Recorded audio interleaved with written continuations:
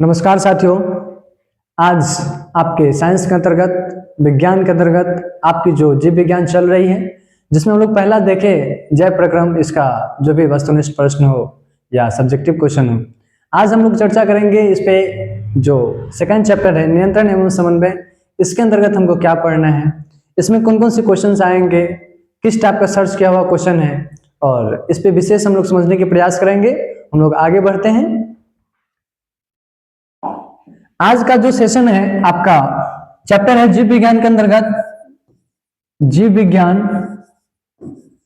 इसके अंतर्गत हम लोग पहला चीज देखें जैव प्रक्रम।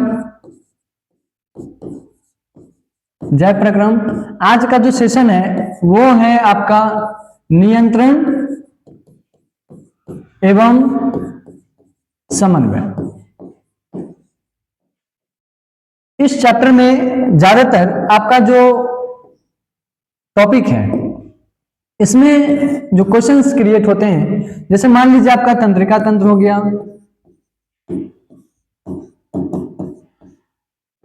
न्यूरॉन्स हो गए, हार्मोन्स हो गया, मानव मस्तिष्क हो गया। इसी सब टॉपिक के ऊपर प्रश्न आपका क्रिएट हुआ है। ये आपके जो 26 में एग्जाम देंगे, बिहार बोर्ड हो, यूपी बोर्ड हो या एमपी बोर्ड हो, उसके लिए आपका जो टॉपिक है ये आपके हिट गैस में लाया गया है साथियों।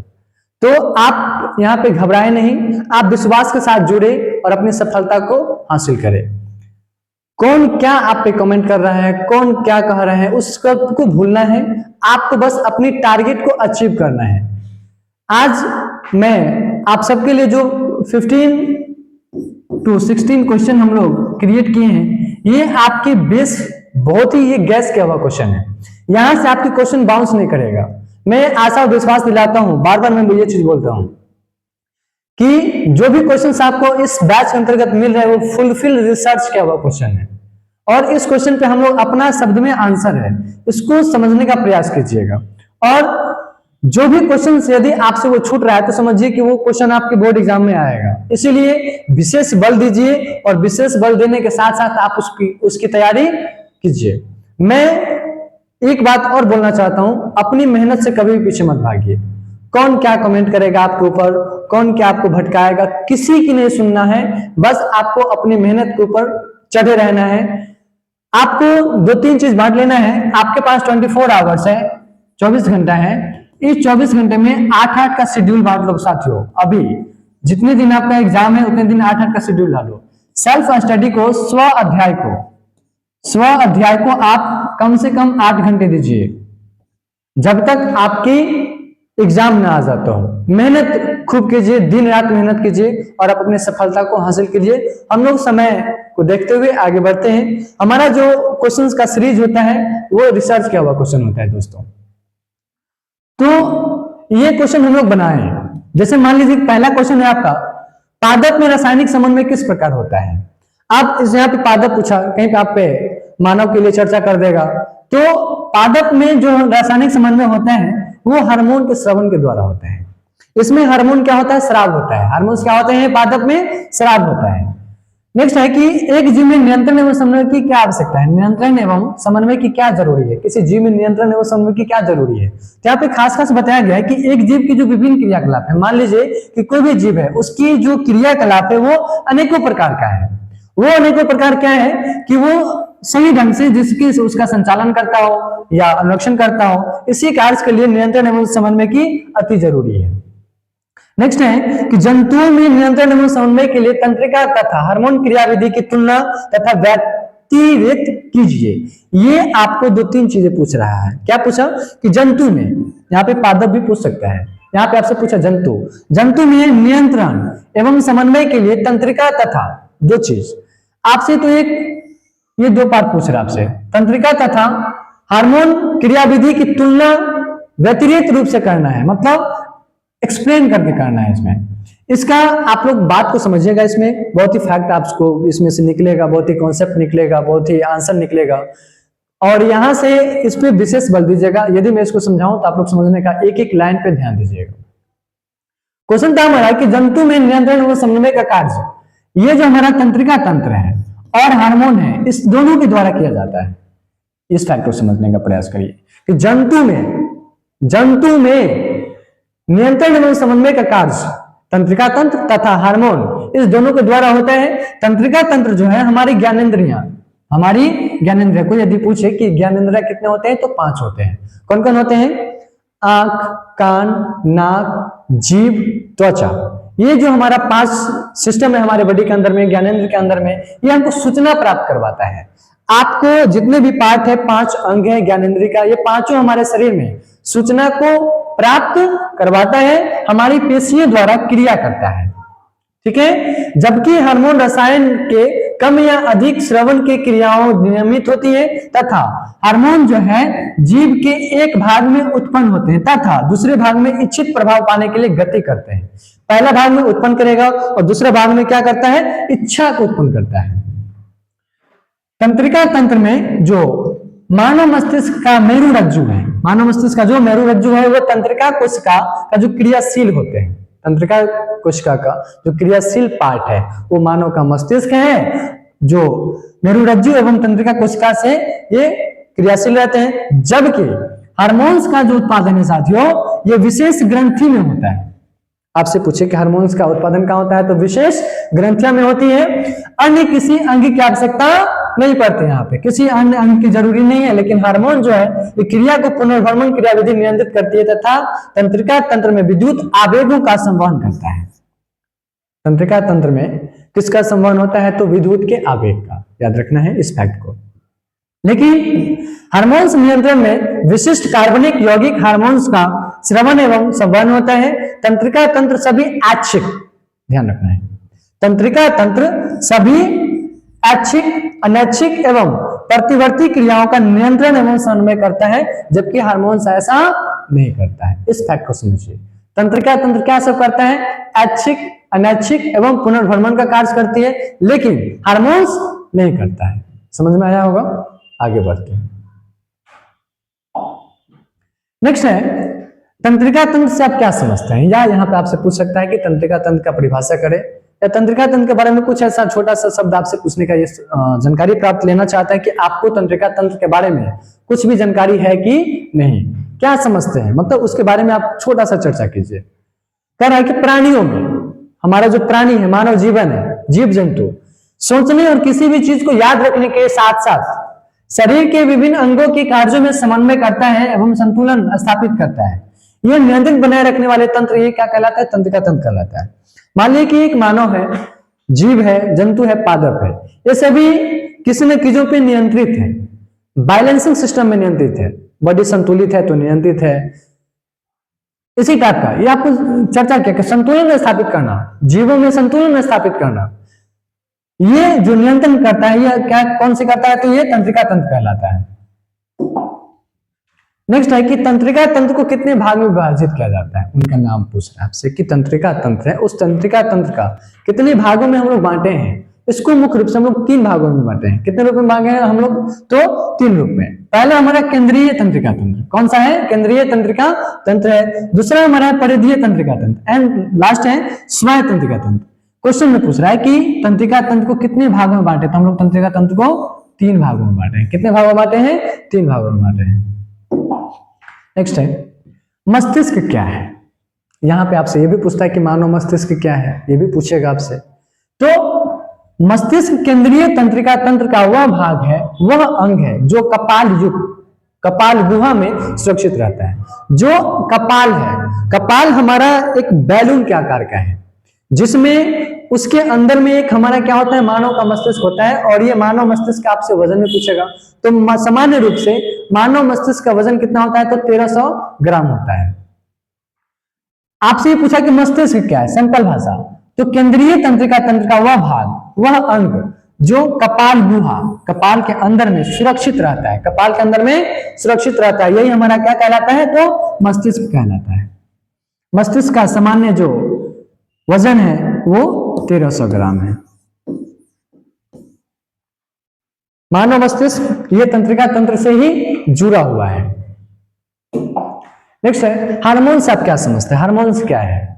हार्मोन्स क्या है? हार्मोन्स से क्या समझते हैं? तो विशेष प्रकार के रासायनिक पदार्थ, विशेष प्रकार का रासायनिक पदार्थ जो विशिष्ट भागों या कोशिकाओं द्वारा स्रवित होते हैं और विशेष प्रकार की कोशिकाओं की क्रियाशीलता या कार्यशीलता को प्रभावित करते हैं तथा विविध क्रियाओं का नियंत्रण एवं समन्वय करते हैं, यही हमारा क्या कहलाते हैं साथियों?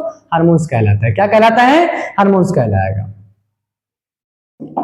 नेक्स्ट है अंतःस्रावी ग्रंथि क्या होती है? अंतःस्रावी ग्रंथि क्या होती है? कहा कि अंतःस्रावी ग्रंथियां हमारे शरीर में पाए जाने वाले विशेष प्रकार की, हमारे शरीर में पाए जाने वाले विशेष प्रकार की ग्रंथियां होती है जिनमें हार्मोन्स का स्रावन होता है, अतः स्रावी ग्रंथि कहलाती है। सिंपल भाषा है, समझने में कहीं से कोई त्रुटि नहीं होगा आपको, अपना भाषा है, सिंपल भाषा है। कॉन्सेप्ट समझिए यहाँ पे, शरीर में कहा, शरीर में पाए जाने वाले विशेष प्रकार की ग्रंथियां जिनमें हार्मोन्स का स्रावन होता है अंतःस्रावी ग्रंथि कहलाती है। बात खत्म, याद रखना है। अब न्यूरॉन किसे कहते हैं?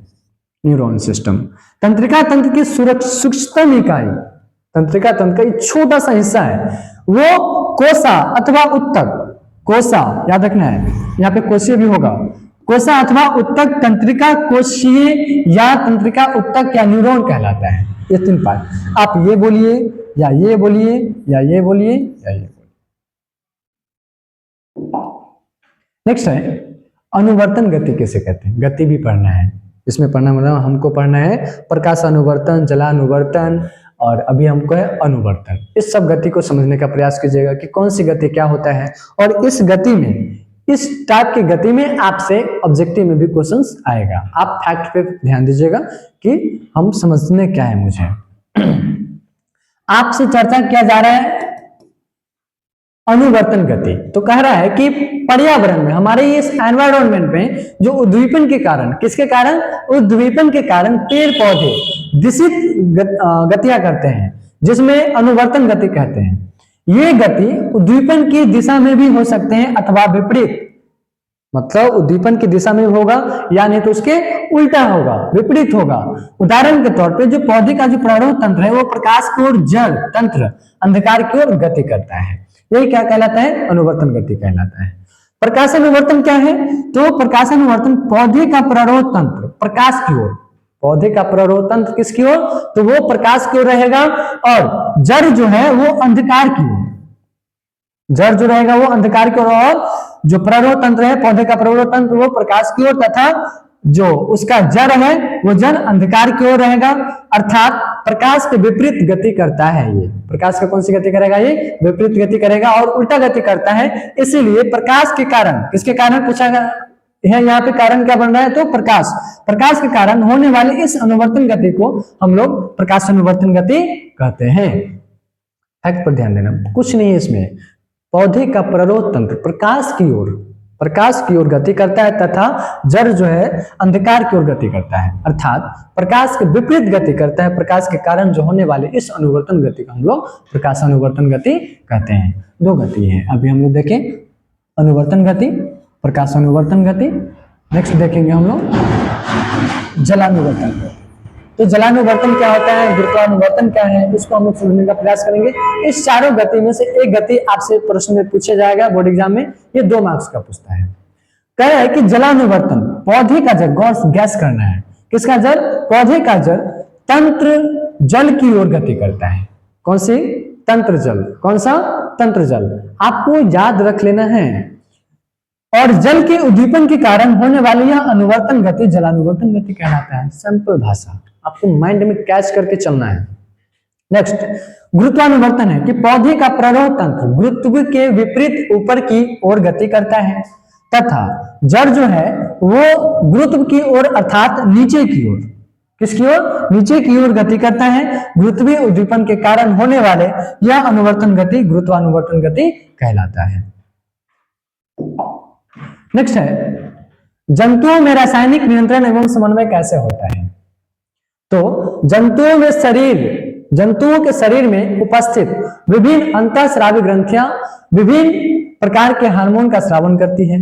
ये जो हमारा मानव जीवन है, इस शरीर में अनेकों प्रकार की ग्रंथियां हैं, अनेकों प्रकार का हार्मोन्स है। ये हार्मोन रक्त में मिल जाते हैं। ये जितने भी हार्मोन है, ये हार्मोन किस में मिल जाते हैं? तो ये रक्त में मिलते हैं। जहां से विशिष्ट उत्तक अथवा अंग में चले जाते हैं, जिन्हें लक्ष्य उत्तक या लक्ष्य अंग कहते हैं। जिन्हें क्या कहेंगे हम लोग? लक्ष्य उत्तक या लक्ष्य अंग कहते हैं। उस लक्ष्य उत्तक या लक्ष्य अंग में ये हार्मोन विशिष्ट है, जैव रासायनिक या शारीरिक क्रियाओं का संपादन इसमें करते हैं। तंत्रिका तंत्र का स्वच्छ नामांकित चित्र बनाए, आपसे पूछा जाएगा न्यूरॉन का, यही तंत्रिका तंत्र है ये। उसके बाद मानव मस्तिष्क पूछेगा। तो आप लोग को स्व अध्याय के माध्यम से जो भी टॉपिक है आपके सिलेबस के अंतर्गत, उस सब पे आप लोग चित्र बनाने का प्रयास कीजिएगा जीव विज्ञान के अंतर्गत। तो आपका जो तंत्रिका तंत्र है, न्यूरॉन सिस्टम है, ये आपका पार्ट है, ये आपका जो तंत्रिकाक्ष है, ये क्या है? तंत्रिकाक्ष है। ये तंत्रिका तंत्र का अंतिम सिरा है। ये तंत्रिका तंत्र का ये अंतिम सिरा है, अंतिम सिरा है। ये जो आप देख रहे हैं ये आपका द्रुमिका है, ये आपका द्रुमिका। ये जो पार्ट आप देख रहे हैं ये है आपके तंत्रिकाक्ष, तंत्रिकाक्ष। ये है केंद्रक, और इसको हम लोग कोशिकीय इकाई भी बोलते हैं, कोशिका इकाई। तो ये चीज है, तंत्रिका कोशिका का स्वच्छ नामांकित चित्र बनाना है, चित्र बनाना है और उसमें दिखा देना है कि किस पार्ट को हम लोग क्या कहते हैं, लिख करके दिखा देना है। 2 मार्क्स आपका फिक्स रहेगा। लास्ट है कि 4 पादप हार्मोन का नाम एवं काम लिखिए। कि आपसे ये भी पूछा जाएगा कि पादप हार्मोन में टोटल कितने हार्मोन्स होते हैं, पादप में टोटल कितने हार्मोन्स होते हैं, उनका क्या क्या काम है। तो पादप में हमारा 4 हार्मोन्स है। पहला है ऑक्सिन, पहला क्या है? ऑक्सिन। दूसरा क्या है? जिबेरेलिन। तीसरा क्या है? साइटोकाइनिन। चौथा क्या है? एब्सिसिक अम्ल, एब्सिसिक एसिड।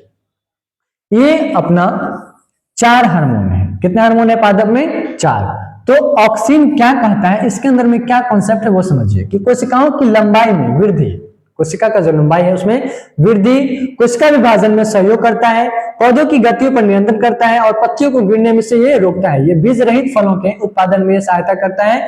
ये क्या है? तो ये ऑक्सिन हार्मोन के कारण ये ऐसा होता है। जिबेरेलिन कह रहा है कि बीजों के शीघ्र अंकुरण में सहायक करता है, कि बीज है उस बीज को शीघ्र मतलब जल्दी उसका क्या करता है? उगने में मदद करता है। और बौने पौधे की लंबाई को वृद्धि, पौधे की पत्तियों में वृद्धि में सहायता करता है। जो बौना पौधा है उसको वृद्धि होने में, बीज को अंकुरित होने में मदद करता है जिबेरेलिन। ठीक है, तो याद रखना है कि बीजों को शीघ्र अंकुरण करने में, बौने पौधों को विकसित करने में ये सहायक है। साइटोकाइनिन क्या है कि प्रोटीन के संश्लेषण में सहायक करता है। ये पादप में जो प्रोटीन है उसके संश्लेषण में क्या करता है? सहायक है। कोशिकाओं एवं तने की लंबाई में वृद्धि करता है, पार्श्व कलिकाओं में वृद्धि करता है, जड़ एवं पत्तियों की वृद्धि में सहायक एवं अंकुरण के समय उत्प्रेरक उत्पन्न करना, यह हमारा साइटोकाइनिन हार्मोन का कार्य है। नेक्स्ट है कि एब्सिसिक अम्ल, ये वृद्धि रोधक, वृद्धि रोधक अर्थ समझिएगा, पत्तियों के एवं फूलों के खुलने एवं बंद करने की क्रियाओं का नियंत्रण करना किस हार्मोन का काम है? तो एब्सिसिक अम्ल का काम है। गौर से सुनिए एक बार और कि पौधा एवं पौधे का जो पत्ती एवं फूल है इसको खुलने या बंद होने का जो कार्य है, ये हार्मोन्स एब्सिसिक अम्ल के कारण ये होता है। और पतझड़ की क्रिया को प्रोत्साहित करना तथा पौधे की वृद्धि को दर को कम करना, ये किसका कार्य है? ये आपके एब्सिसिक अम्ल का कार्य है। इसमें एक ही भाषा है, वृद्धि रोधक, वृद्धि रोधक आपकी वृद्धि को रोक देगा। ये जो पौधे का जो पत्तियां हैं उसके खुलने बंद होने, उसके विकसित करने में सबको ये क्या करते हैं? ये रोकने का काम करते हैं, वृद्धि रोधक है। ये आपके एब्सिसिक अम्ल का कार्य है। आप अभी 4 हार्मोन देखे पादप का। पहला हार्मोन देखे आप ऑक्सिन, दूसरा देखे जिबेरेलिन, तीसरा देखे साइटोकाइनिन, चौथा देखे एब्सिसिक अम्ल। मैं आशा करता हूं कि ये सारे क्वेश्चंस आंसर आपको समझ में आया होगा। ये बैच हम लोग का ये टारगेट बैच है। इस बैच में अभी हम लोग का फुलफिल एग्जाम तक, जब तक आप एग्जाम नहीं दे देते हैं तब तक ये आपको प्रश्न उत्तर ही मिलेगा। ये परीक्षा उन्मुखी बैच है, ये परीक्षा के लिए ही बनाया गया है। नमस्कार, धन्यवाद।